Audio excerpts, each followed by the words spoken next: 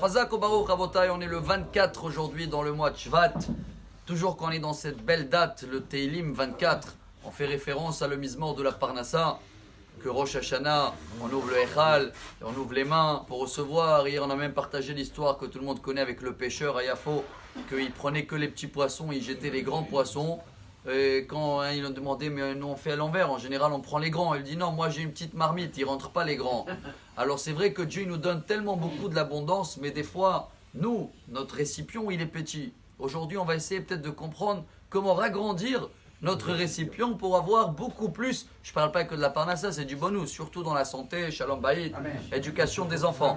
Pour cela, chers amis, on va faire une référence à un midrash qui dit, on est bientôt Purim, vous savez que quand Mordechai a été annoncé que Haman veut déterminer tous les juifs, il a déchiré ses vêtements, il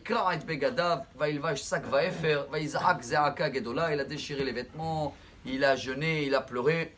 Et pour quel mérite ce grand sage, il doit tourner dans la rue avec des vêtements déchirés? Le Midrash a trouvé la source et remonte jusqu'à son arrière-arrière-grand-père, 1000 ans avant lui. Mordechai était Ish Yemini, il était de Benyamin. Comme Benyamin n'a pas cherché dans son sac, quand Yosef il a remis à chacun à la couple, qu'est-ce qu'ils ont fait les frères? Vous vous rappelez, Yosef il a couru après eux, il a envoyé quelqu'un, ils ont cherché la coupe, on dit comme ça en français, ils ont trouvé dans le sac de Benyamin, tous les frères ils ont déchiré les vêtements.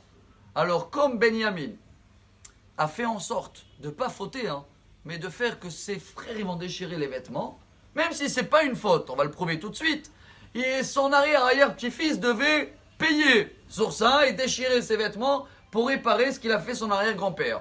Chers amis, il y a une Gemara tunisienne, tout le monde connaît, Shabbat 55. Là-bas, la Gemara, elle dit Benyamin fait partie des 4 personnes au monde qui avaient 0 faute.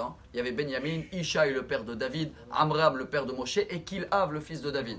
Alors regardez, voilà aujourd'hui le grand message. Même si ce n'est pas une faute vis-à-vis de Dieu, Rabbeinu Yona, il nous apprend dans Sha'arei Teshuvah que même des choses qui ne sont pas une faute, on n'a aucune idée en haut quelles sont les mesures de la justice. Toute la paracha, elle parle de Mishpatim, des lois. Il dit David Amelech dans le Teilim que tout le monde connaît, 36.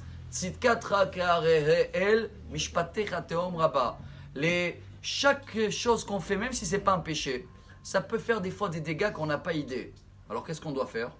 On doit comprendre que Dieu est tellement grand, chers amis, que si ça, c'est sur les mauvaises choses qu'on fait, sur les bonnes choses, elle dit la Gemara Sota au début, 4e page, c'est 500 fois multiplié dans le bien.